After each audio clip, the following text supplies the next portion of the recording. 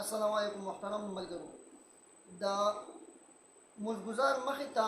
د تېرېدلو یو اهم ترینه مسله ستاسو سره بیانوم چې موږ د مزګزار مخې ته تېرېدي شو که نه شو تېرېدلی. حدیث کې د دې ممانعت راغلی دی، څومره سخت وعید په دې کې راغلی دی. نو ټولو نه مخکې خو موږ هغه حدیث د نظر لاندې راولو کوم کې چې پیغمبر علیه الصلاة والسلام د مزګزار مخې ته د تېرېدلو وعید اورولی دی، دا ممانعت بیان کړی دی. رسول الله مبارک صلی الله علیه وسلم فرمایي لو یعلم المار کچرته کې معلومه شي تېرېدونکي ته بین یدی المصلی د مزګزار مخې ته، کچرته کې د مزګزار مخې ته تېرېدونکي ته دا خبره معلومه شي ماذا علیه چې په دې باندې څومره سزا ده، په دې باندې الله رب العالمین څومره سزاګانې ورکوي، ماذا علیه چې په دې باندې څومره سزا ده، لکان ان یقف 40 نو د دې لپاره چې دی ودرېږي څلوېښت. اوس دلته کې په حدیث کې پیغمبر علیه السلام د څلوېښتو نفس معدود نه دی ذکر کړی، څلوېښت میاشتې، څلوېښت هفتې، څلوېښت ورځې یا څلوېښت کاله دا یې نه دي بیان کړي، بس صرف دی وفرمایي لکان ان یقف 40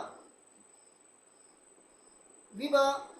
چې ودرېږي دی څلوېښت خیر دا به غوره وي، دا څلوېښت کاله یا ورځې یا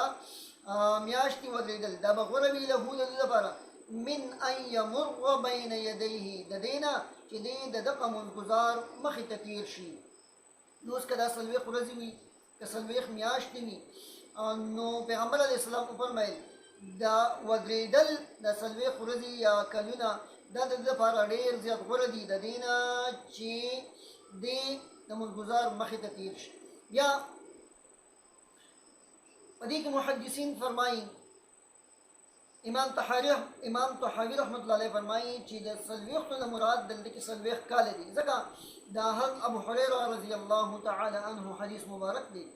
چې کوم یو کس د الله رب العالمین سره مناجات کوي او بل کس د مخې ته تېرېږي نو که دته معلومه شوله چې په دې باندې څومره سزا ده دی به 100 کاله ودرېږي لیکن د هغه مخې ته به تېر نه شي، دومره سنګینه او سخته سزا ده پکې. نو دغه حدیث کې 100 کاله دي، نو دې وجې نه امام طحاوي رحمت الله علیه جمهور علما فرمایي چې د دې 40 نه مراد 40 کاله دي. بهرحال دا خو د مزګزار مخې ته د تېرېدلو حکم دی. اوس که جومات غټ وي یا کچ وي نو آیا مونږ د مزګزار مخې ته تېرېدي شو که نه شو تېرېدلی؟ نو که وړوکی جومات وي نو چې د مزګزار مخې ته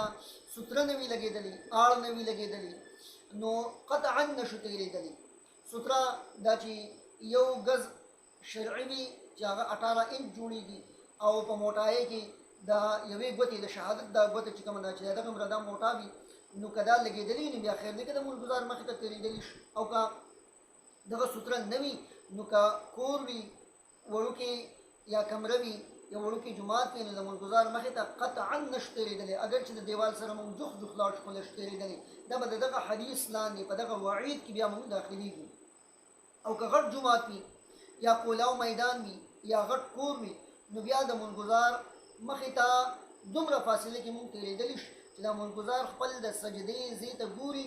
او دته دغه تېرېدونکي په نظر باندې نه راځي. نو دا تقریبا 3 صفه فاصله جوړېږي. علماو د هغې په فوټوارۍ کې حساب را ایستلی دی 12 فوټو یا 13 فوټ چې دې نه په لرې فاصله کې د مزګزار مخې ته تېر شي دا بیا جایز ده. اوس دا لوی مکان، لوی مسجد یا کشاده میدان دا به څومره وي نو په دې کې علماء کرامو فتوا دا ورکړې ده. جامعه بنوریي والا دغه شانته کې زمونږ چې کوم دا فتوو غټ کتاب دی در المختار یا شامی والا یا فتاوا عالمگیری والا فتاوا دارالعلوم دیوبند والا دوی لیکلي دي چې غټ مسجد هغه دی چې هغه 40 شرعي ګزه وي او 40 شرعي ګزه د هغې نه جوړېږي 60 فوټو. نو چې 60 فوټ د کم جومات پلنوالی وي نو په دې کې تېرېدل چې کوم دی د مزګزار مخې ته د 3 صفو نه اخوا ته تېرېدلی شي، او که نه دی نه کم وي نو بیا د مزګزار مخې ته قطعا دا نشي تېرېدلی. البته که ستره لګېدلي نو بیا جایز ده. نو پکار دا دی چې اول خو د مزګزار مخې ته تېر نه شو که غټ جومات وي او که وړوکی جومات وي. په غټ جومات کې اعلی دا دی چې اړو تېر نه شو، او په وړوکي جومات کې خو مکمل ممنوع دي. د حدیث هغه وعیداتو کې موږ داخلېږو. او که غټ جومات دی نو بیا گنجایش دی چې د دریو صفو په فاصله کې دا موږ تیر شو غټ جومات چې 60 فټ د هغې پلنوالی وي خو دا حکم نه د عامو مساجدو دپاره دی چونکې په مسجد نبوي کې او په مسجد حرام کې حرج وي د خلکو دپاره څوک طوافونه کوي څوک نوافل کوي منځونه کوي نو هلته کې د هغه ډېرې زیاتې ګڼې د وجې نه حرج دی نو هلته کې بیا علما کرامو د ګنجایش د وجې نه او د حرج د وجې نه اجازت ورکړې نو که هلته کې تیر شي نو پکار خدا ده چې اول د ملګزار مخې ته تیر نشي او که تیریږي نو چې خاص د موضع سجده کم ده د سجدې چې کم مقام دی د هغې نه لږ شن په فاصله کې تیر شي نو دا به بیا ډېره زیاته اعلی وي الله رب العالمین دې مونږ